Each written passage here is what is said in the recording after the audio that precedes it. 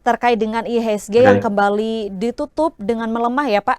Apa yang menjadi sentimen penentu terhadap tren ini Pak? Apakah dengan beberapa agenda pemerintah seperti makan bergizi gratis hingga investor luar negeri yang mulai berdatangan tidak mampu mengangkat IHSG ke tren positif Pak Will? Baik, ini sebenarnya kelihatannya efek pembobotan saham-saham tertentu juga ya, seperti yang terlihat pada IHSG sekarang ini kan, daripada dari akhir tahun lalu itu, IHSG dalam kondisi tren menurun dan tekanan jual investor asing pada saham-saham big caps itu kuat sekali dan masih terjadi sampai kemarin. Nah, kondisi inilah yang membuat kenapa IHSG masih terus melanjutkan pelemahannya.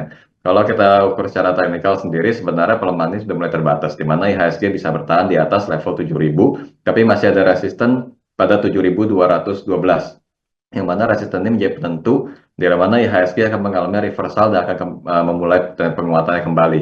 Nah, kalau dengan sentimen makan bergizi gratis dan lain-lain, menurut saya belum ada efeknya karena ini semua baru mulai di awal tahun sehingga belum terlihat efeknya ini terhadap emiten apa dan bagaimana bisa meningkatkan minat investasi. Karena sebenarnya kan misalnya makan bergizi gratis itu adalah program untuk menolong masyarakat dalam negeri sendiri. Itu tidak lantas membuat daya tarik terhadap investasi atau investor asing lebih tepatnya itu bisa langsung naik gitu. Jadi menurut saya beberapa sentimen dari pemerintah saat ini di awal tahun ini belum terlihat efeknya langsung terhadap IHSG, itu yang membuat kenapa IHSG kekurangan daya tarik ya terhadap investor. Sehingga kalau kita lihat dari nilai transaksi harian juga sudah di bawah rata-rata.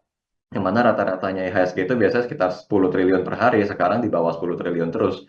Ya, dengan kondisi tersebut bisa disimpulkan sentimennya tidak ada efek dan pelaku pasar melakukan wait and see, sehingga marketnya jadi sepi. Itu yang saya perhatiin, yang terjadi pada IHSG sejak akhir tahun lalu sampai kemarin. Oke.